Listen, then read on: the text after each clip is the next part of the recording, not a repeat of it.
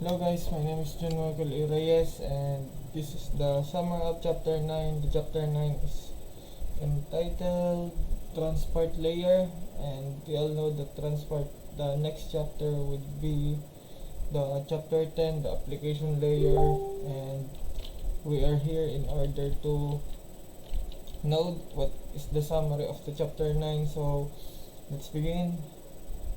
For me, chapter 9 is provides the transport related services by dividing data received from an application into segments and adding a header to identify and manage each segment, then using header information to reassemble the segment back into application data, then using the information to reassemble the segment back into application data, then passing the assembled data to the correct application.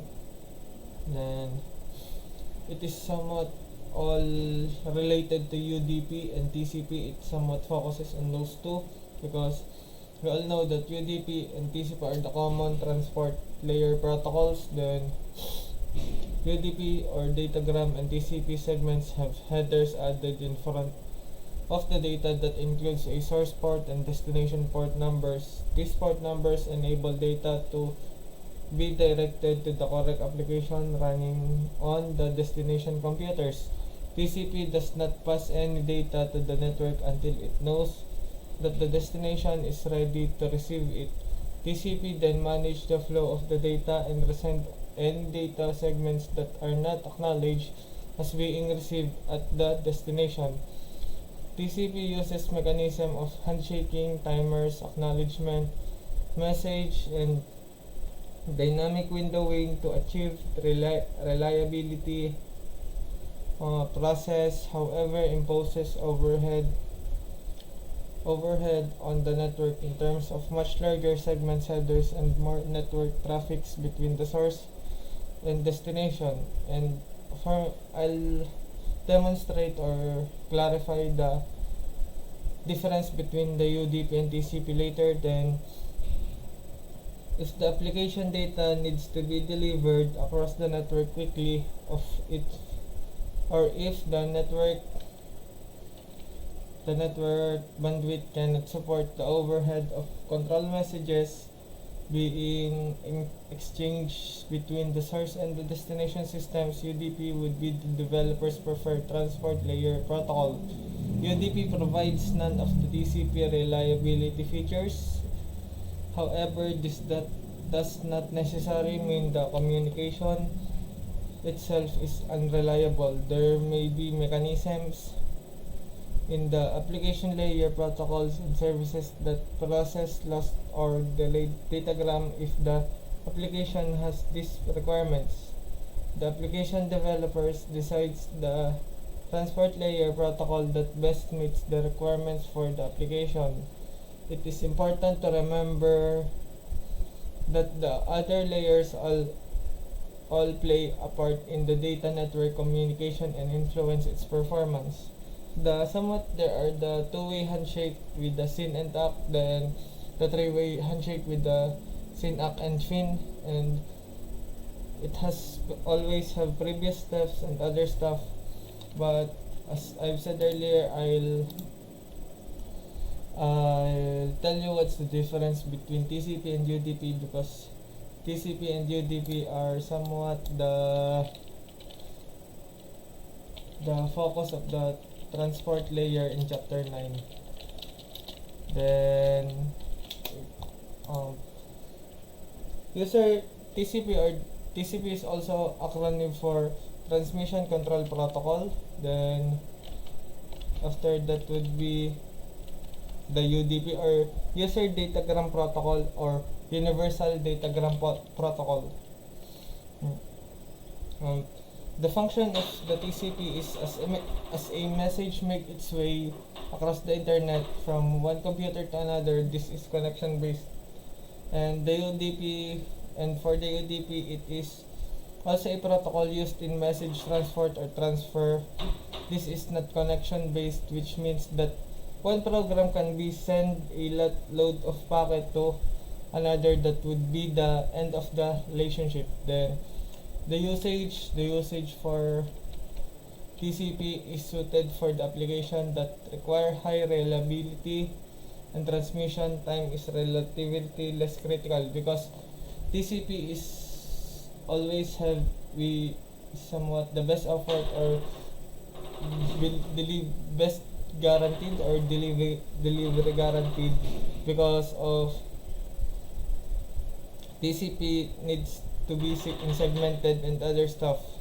Then which minutes are for that. Then after that, TCP and the UDP is suitable for application that need fast, efficient and transmission, such as games. UDP stateless nature is also useful for servers that answer small queries from huge numbers of clients. Then used by other protocols, the protocols that use TCP are HTTP, or hypertext protocol, then HTTPS, or the secured one of the hypertext transfer protocol, then FTP, or file transfer protocol, or SMTP, or service mail transfer protocol, and telnet. The one that uses UDP is somewhat the DNS, or the domain system, the DHCP, because in DHCP it's either loss or take, or the dynamic host configure protocol. Then TFTP, or trivial file transfer protocol. Then the SMP, the RIP, and the VoIP. Ordering of data packets would be TCP, or ang rearrange data packets in the order specified, and the UDP has no inherent order, as all packets are independent of each other. If other is required, it has to be managed by the application layer. Then speed of transfer is somewhat slower. The TCP is much slower than the UDP, and the UDP is faster because error recovery is not attempted, and it is a best effort protocol. Then reliability for the TCP is absolute guarantee that the data transferred remains intact and arrive in the same order in which it was sent. Then there is no guarantee in the UDP. There is no guaranteed that the message or packet sent would reach all at all. Then the header size of TCP header size would be 20 bytes. Then the UDP header size would be 8 bytes. Then common header fields the source port, destination port, and checksums. Sorry for that. Then the common header for the UDP is source port, destination port, and checksum, same as the TCP. Then streaming of data is read by byte stream and other stuff. No distinguished indications are transmitted to the signal. Then in UDP, packets are sent individually and somewhat checked for integrity only if they arrive. Packets have definite boundaries which are honored upon receipt, meaning a read operation at the receiver socket will yield an entire message as it was originally sent. Then for weight, the delivery would be the TCP will be considered as heavyweight because it has so many loads, and the UDP is a lightweight because it is fast. Then the data flow is TCP does have a flow control because it has a sequence numbers and other stuff, and UDP does not have an option for flow control. Then error checking has TCP does error checking and error recovery, but UDP does error checking but simply discard erroneous packets. Then somewhat that's all for the TCP and UDP difference, and that is for the chapter 9 summary. And let's check The next summary, chapter 10, the application layer.